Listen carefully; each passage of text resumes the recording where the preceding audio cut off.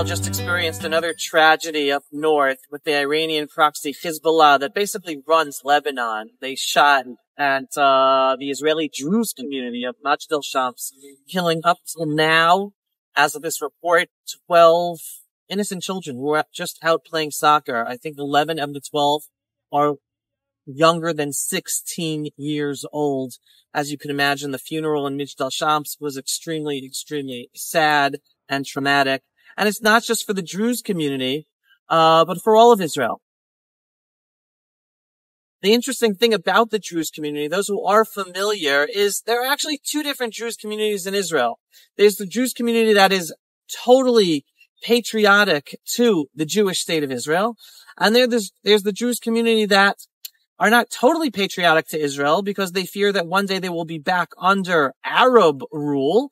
And hence they hold out on being totally Israeli citizens, like the Israeli Druze town of Majd al-Shams. They actually have withheld taking Israeli citizenship because of that fear. That is the Druze culture, always being under a foreign power and hence being very apprehensive of changing allegiances because they never know when they're going to be back under another foreign power again.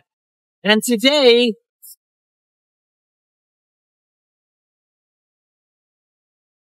especially for the situation of Iran being at war with Israel, using all of its proxies, including the state of Lebanon and Syria as well, they're afraid of one day Israel potentially losing and returning to be under Arab Muslim rule.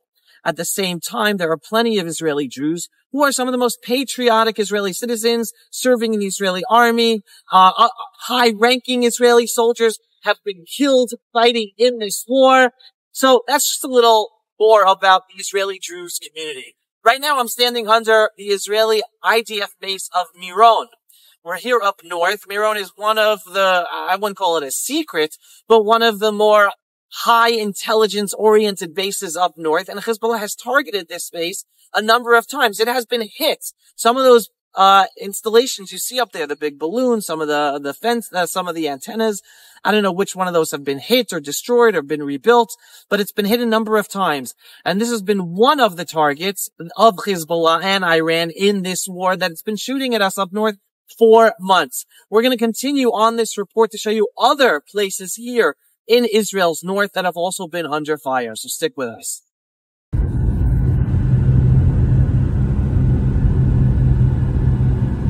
So here we are at the Israel-Lebanon border. That's right behind us. Hezbollah's on the other side.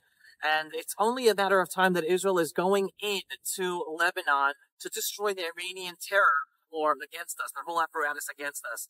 Don't know if it's going to be tomorrow, in a month, in a half year. It's going to happen. Israeli forces are going to go in there and clean out the Iranian, Lebanese, Hezbollah terror apparatus against us.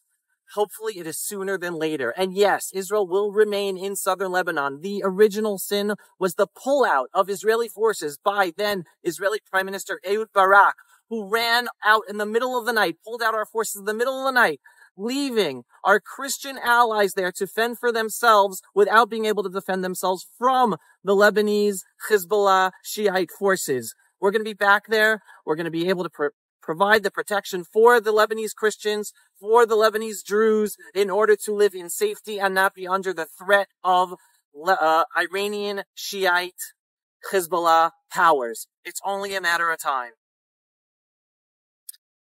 There's Miron up there, the IDF base that we were at earlier, and turn around. There's Lebanon. That's how they're shooting, from Lebanon to Miron, and that's only one of the places they're shooting at.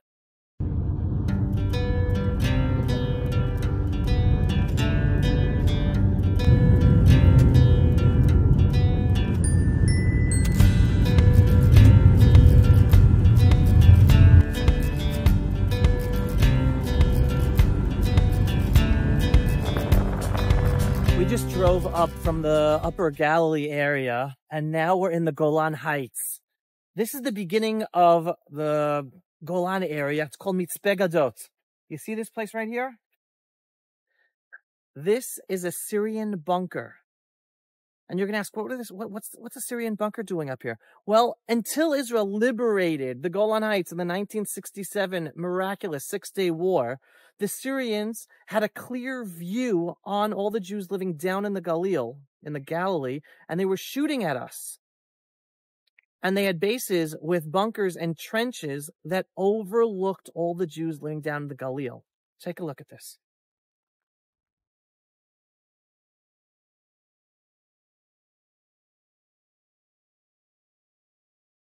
The Syrians literally had the upper hand to destroy us. Look at this.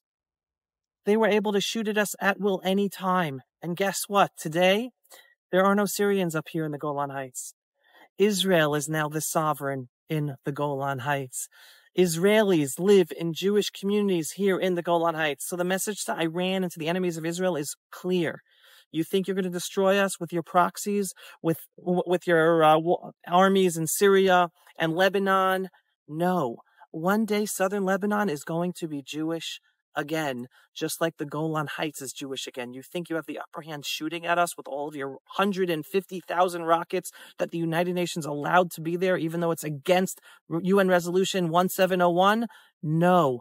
You're forcing our hand. You're forcing us to go back and resettle and remain with a military presence and one day a civilian presence in southern Lebanon, which is really going to be northern Israel, just like today we are in the Golan Heights.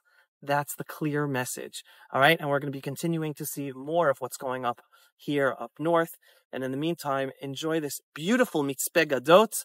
And when you come to Israel, you come visit this place and internalize the message of what was Israel's past. Because I remember being a kid coming here and showing my kids, once upon a time, the Syrians shot at us from the Golan Heights and we were in danger. And then look at us today. We beat them in the Six-Day War and we are now on the Golan Heights. And this is now a message today for the people to internalize about Iran and what we're going to do in the end in order to win this war.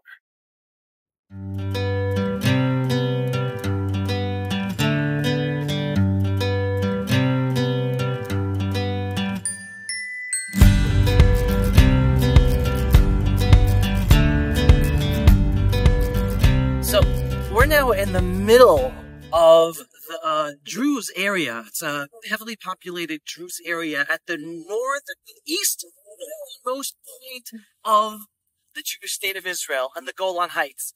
Right above me, you see the Hermon Mountain. Those are the eyes of Israel. And here lies the Druze city of Majdel Shams that just is now mourning the death of the 12 innocent children, 11 children younger than the age of 16, and as of now 12 killed by the Hezbollah, the Lebanese Iranian army attack on Israel. And Israel has a huge challenge because the Druze here in Majdel Shams, they are so close to the Syrian border. Like, as I explained to you earlier on, they never really took on Israel because they're waiting to see who they have to be loyal to. And so long as Israel is not strong enough to ensure that they will always remain Israelis, they're on the fence. And they're still withholding Israeli citizenship. As opposed to their Jewish brethren and cousins more south on the Golan Heights and other places in Israel, who are Israeli citizens because they feel more secure. Again, Israel was pressured into peace talks with Syria to give the Golan Heights away. So you can sense the apprehension of the Golan Druze in becoming Israeli citizens and showing true loyalty to the Jewish state of Israel. Now is the challenge for the Jewish state of Israel. Are they going to do what is necessary to give the message to the Druze that they will always be Israeli citizens and they should switch their loyalty totally to Israel, become Israeli citizens, start serving the Israeli army and go up the ranks like their brothers and cousins in other Druze villages? That is the challenge for Israel. As a Jew, as a Jewish Israeli, on the one hand, I look upon this as, yes, Jewish state of Israel, this is your time to stand up and be strong and do what is necessary, not just for all Israeli citizens, but also especially for the Druze citizens. But there's also a bit of sadness to that, because Hezbollah also killed a couple who are driving in their car just miles from here, leaving 3 children orphans and Many Israelis have been injured up here by the rocket attacks up north, and Israel has yet to forcefully attack. So if it takes the death and killing of 11 children born for Israel, it's bad. But yet Israel did not. 10 months of Israelis being evacuated and homeless from their homes, and even 2 Israelis being killed in an attack. Why not? Why is the Jewish state of Israel not doing what is necessary to show Israeli citizens who are not Jews that they will do everything necessary to protect us, to ensure we are never attacked? So there is a bittersweet aspect to today's situation. The bottom line is, everyone is looking at Israeli leadership today. The world, the Arab world, the Israeli citizens, and specifically the Jewish citizens, are our leaders now going to make the decision to not just bomb empty houses or warehouses or solid arms depots or kill pinpoint strikes of Hezbollah leaders in Lebanon? Or are they actually going to give the message that Lebanon is an enemy state? Lebanon, which is being run by Hezbollah, which is an Iranian proxy state. It's not just Hezbollah that's the enemy, it's Lebanon. Are the Jewish leaders of Israel going to give the message, no more? We're going to do everything to protect our citizens, to end this Iranian war using their proxy states, like Lebanon, like Syria. You can imagine that Israel's fear is that if we do something strong, then the Iranian proxies in Syria and Lebanon and Yemen, including Iran itself, will all go out in a full force attack against us. That's probably their fear. But the Jewish state of Israel has to step up. We have to finally give the message to the Arab world, no more. Finally give the message to the world, no longer are you going to threaten us to stop us from doing what is necessary to defend ourselves, Jewish and non-Jewish Israeli citizens. Now is the time.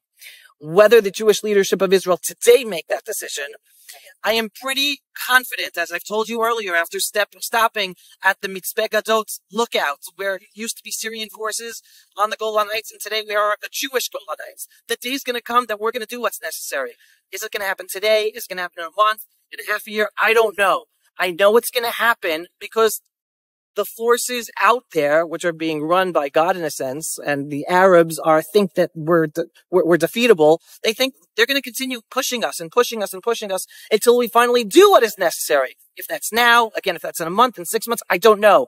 The day is going to come and Israel's going to be forced to do what is necessary. And I hope sooner than later, in order that all 80,000 Israeli citizens from up north can return to their homes in total security, that never again are they going to be fired upon. Never again are they going to live in fear of Hezbollah crossing the border.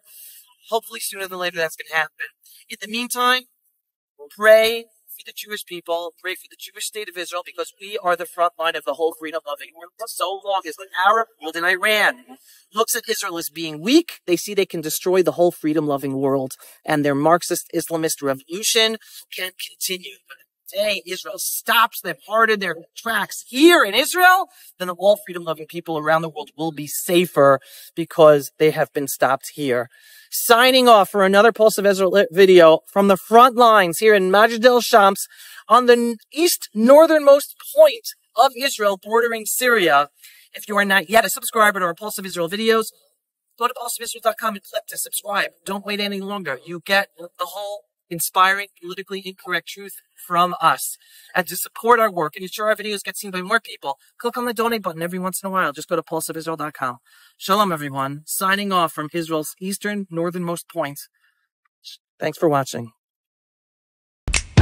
Pulse of Israel, frontline videos from the Holy Land. Support our work by donating today.